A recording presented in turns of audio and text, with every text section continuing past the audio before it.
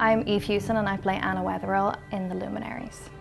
Anna Wetherill is this mysterious character who you meet on a ship as she arrives in New Zealand. Traveling alone? Is that a problem? Not for me. Gold sort of drives every character in the story. What's interesting about Anna is that she's the only person who doesn't really want anything to do with the gold. I think that there's other reasons why she wanted to start a new life in New Zealand on her own, why she took that journey by herself. You know, that's kind of a big deal, to want to get so far away from the place where you came from.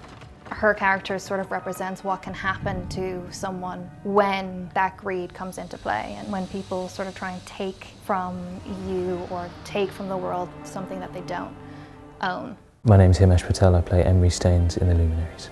Emery is from England. He's sailed over, maybe made a couple of stops along the way. So by the time he gets to New Zealand, he's somewhat of an adventurer. Claire, our director, described him to me as having a poet's soul, which is something I've taken and carried with me. It doesn't necessarily always do the right thing, but he's the good guy. I only want to talk. I can't do this, please. I was swindled too, same as you. The same as me? Everything that's happened, I hate it. I want to put it right. You can't. Why? Because you paid for it. He represents the sun and Anna represents the moon, and that's their relationship. And so he's got a brightness and a lightness to him, but there's also a fiery side.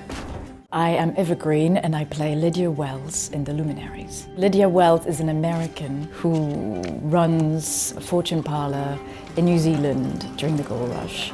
She's created this establishment, the House of Many Wishes. It's like an oasis where men come and escape the grit and grime of digging for gold.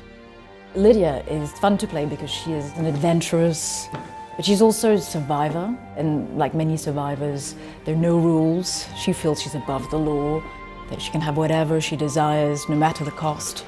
She is a baddie, but most interesting baddies have weaknesses, are wounded or have cracks, and I think Lydia's Achilles heel is Francis Carver, and her love for him brings her lots of humanity and redeems her in some way. My name is Martin Chokash and I'm playing Francis Carver. He's trying to grab life by the throat as he's just come out the prison door, wanting it to be the way that it was. He's still very much labelled as a convict, which is frustrating for him.